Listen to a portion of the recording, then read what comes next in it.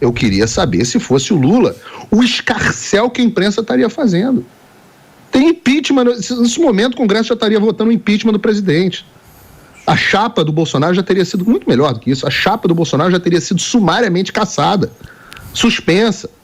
Não estaria eu não tenho a menor dúvida disso.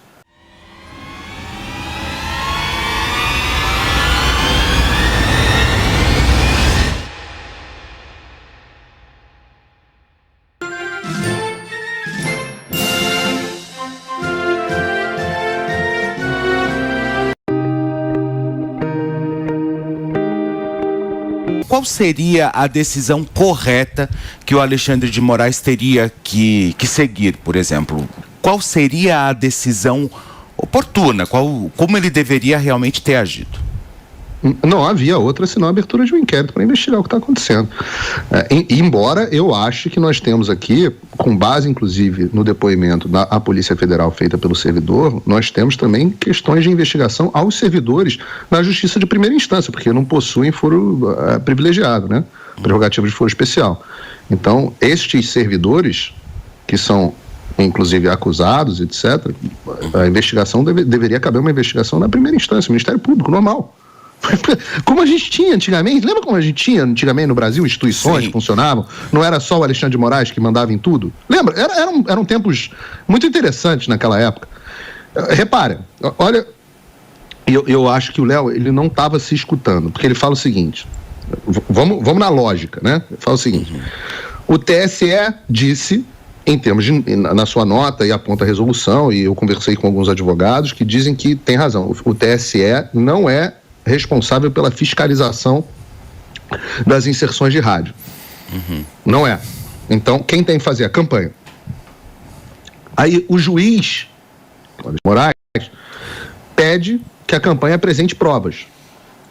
A campanha vai lá e apresenta as provas. Aí o Léo diz que provas apresentadas pela parte, de perícia feitas pela parte, não podem ser utilizadas. Não existe isso, tá? Mas digamos que existisse. Ora, se a auditoria é de responsabilidade da campanha, a fiscalização é responsabilidade da campanha, e o Alexandre de Moraes decidiu não abrir inquérito, como é que pode ter provas? Quem vai apresentar essas provas? Como é feita a obtenção? Se não pode ser feita pela campanha, pela perícia da campanha, aliás, não poderia, segundo o Alexandre de Moraes, a campanha sequer pode usar fundo partidário para contratar, e o Alexandre também não vai instaurar inquérito para ele achar as provas, que é o que uma autoridade policial deveria fazer. Então, como é que descobre prova? Não descobre. Aí vem a segunda parte do comentário do Léo. Não é oportuno. Não é oportuno. Pelo amor de Deus, não é oportuno. Não seria o ideal agora. Poxa, pelo amor. Estamos falando aqui, reta final da eleição. Entuba essa aí, Bozão. Entuba essa. O que são? O que são 200 mil inserções em 15 dias? Isso aí, não é nada diante da nossa amizade. Eu queria saber, se fosse o Lula, o escarcéu que a imprensa estaria fazendo. Tem impeachment, nesse momento o Congresso já estaria votando o impeachment do presidente. A chapa do Bolsonaro já teria sido muito melhor do que isso. A chapa do Bolsonaro já teria sido sumariamente cassada, suspensa. Não estaria eu não tenho a menor dúvida disso. Agora, a gente tem que parar para pensar no que a gente está falando. Se a campanha não pode contratar auditoria com dinheiro do fundo partidário, vai contratar com dinheiro de quem? Primeira pergunta. Se as provas apresentadas por auditoria não valem, porque são provas da parte. Se os 5 mil detalhamentos também não valem, e se o TSE diz que não vai instaurar sequer inquérito, e ainda ameaça mandar para o inquérito de milícias digitais, que é um inquérito que o Alexandre é o xerife, quem pensar o contrário, o que é isso? O que a gente está vivendo?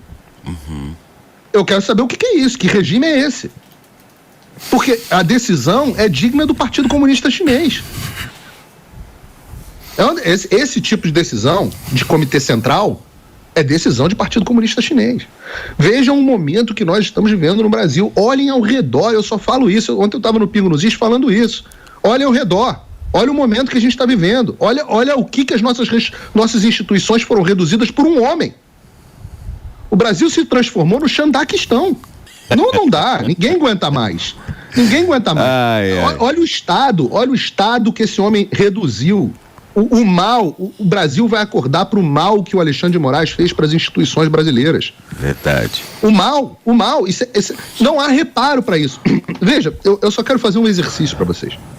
Digamos que o Lula ganhe por, sei lá, 2%, 3% no domingo. Deus me livre, bate na madeira 3 vezes, mas digamos que ganhe. Como é que vocês acham que o país vai ficar? Nossa. Como é que vocês acham que o Bolsonaro é o líder com a intensidade de apoio mais forte da história do Brasil? Como é que vocês acham que essas pessoas vão ficar? Vocês acham que o país está pacificado? Vocês acham que vão reconhecer legitimidade no presidente? Diante de tanto descalabro acontecendo nesse processo eleitoral? Uhum. Esse homem tem tumultuado as instituições brasileiras de uma forma irreparável. Irreparável, ele precisa sair daí. Sai daí, Alexandre. Pelo amor de Deus, antes que você acabe com o Brasil. Então, assim, nós já vivemos um estado de ruptura completa. Não há mais. Por isso que ontem, quando o presidente Bolsonaro convoca uma reunião com os chefes das Forças Armadas, a expectativa de boa parte do país foi tudo pro beleléu.